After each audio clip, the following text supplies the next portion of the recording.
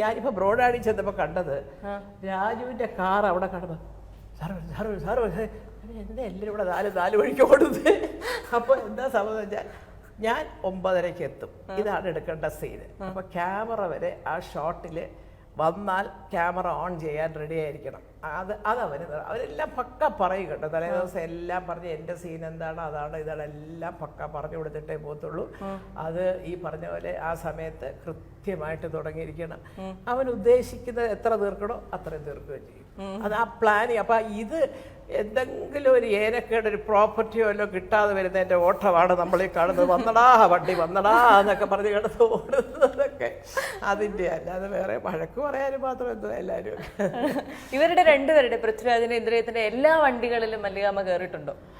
അയ്യോ, എല്ലാ വണ്ടിയിലെന്ന് ചോദിച്ചാൽ ആ കയറി. അതായത് കയറി ലോങ് ട്രിപ്പ് ഒന്നും പോയതല്ല.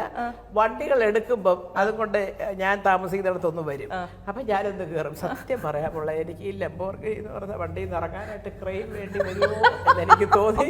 സത്യം ഞാൻ പറഞ്ഞു, എൻ്റെ പൊന്നു മോനെ അമ്മ ഇതിനകത്ത് മാത്രം നീ കയറ്റത്. ഇതിൻ്റെ റേഞ്ച് റോവർ എല്ലാം കൊള്ളാം, BMW കൊള്ളാം, റേഞ്ച് റോവർ എല്ലാം കൊള്ളാം. പക്ഷേ ഇതിനകത്തൊന്ന് ഇറങ്ങണമെങ്കിൽ സ്പോർട്സ് കാർ പോലെ നമ്മൾ തൂങ്ങി പിടിച്ചോണ്ടൊക്കെ വെളിയിലിട്ട് കാല് വെച്ച് ഇറങ്ങണം. അപ്പോൾ ഈ ലംബോർഗിനി ഞങ്ങളെ പോലുള്ളവർക്ക് പറ്റത്തില്ല. അല്ലെങ്കിൽ ഞാനൊരു 5-6 വാച്ചിടാം.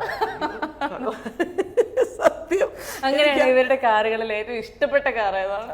രാജുവിൻ്റെ കാറിൽ എനിക്ക് ഏറ്റവും ഇഷ്ടപ്പെട്ട റേഞ്ച് റോവർ നല്ല വണ്ടിയാണ്. എനിക്ക് പൊങ്ങി വിശാലമായിട്ടൊക്കെ ഇറങ്ങണം. അല്ല, നമ്മുടെ വണ്ണമൊക്കെ വെച്ചോണ്ട് അഡ്ജസ്റ്റ് ചെയ്ത് ഇങ്ങനൊന്നും ഇറങ്ങാൻ എനിക്കൊക്കത്തില്ല. ഇന്ദ്രൻ്റെ എനിക്ക് വലിയ ഇഷ്ടമാണ്. ഒരു എന്തോ വോൾവോയുടെ ഒരു വണ്ടിയുണ്ട്. നല്ല വണ്ടി, നല്ല സുഖം. പിന്നെ അവൻ നല്ല കുറച്ച് അവനൊരു എനിക്ക് ഇന്ദ്രൻ ഓടിക്കുമ്പോൾ ഒരു കോൺഫിഡൻസ് കൂടുതലാണ്. അവനൊരു വലിയ ഓവർ സ്പീഡിൽ പോകത്തില്ല, എന്നാലും അവന് സ്പീഡിലൊക്കെ പോകും. രാജു ഒറ്റ പിടിയില്ല. 20 മിനിറ്റ് കൊണ്ട് നെടുമ്പാശ്ശേരിയൊക്കെ എത്തി. ചിലപ്പോൾ ലൈറ്റും ഒക്കെ ഇട്ട്. കാരണം അവൻ അങ്ങനെ ഇറങ്ങത്തുള്ളൂ. നേരത്തെ ബോർഡിംഗ് പാസ് ഒക്കെ എടുത്ത് വെച്ചിട്ട് അങ്ങ് വരിക. എന്തൊക്കെയാണോ ഈശ്വര. ആണ്. ഈ രണ്ടുപേർക്കുള്ള 2 വീലറുകളിൽ ഏതെങ്കിലും കയറിയിട്ടുണ്ടോ? ഞാനോ സുഖോട്ടം വിളിച്ചിട്ട് കയറിയില്ല. അയ്യോ, അദ്ദേഹത്തിന് ഉണ്ടായിരുന്നൊരു ബുള്ളറ്റ് കുറേ കാലം. എന്ത് ഇങ്ങോട്ട് കയറി ഞാൻ കാണിച്ചതിൻ്റെ തോന്നലാണ് ഇത് കയറിയാൽ മറിഞ്ഞടിച്ച് വീഴുമെന്ന്. എത്ര പെണ്ണുങ്ങൾ പോകുന്നൊക്കെ പറയും. സ്വന്തം ഭർത്താവ് വിളിച്ചിട്ട് ഇതിലൊഴിച്ച് ചേട്ടാ എവിടെ വേണേലും.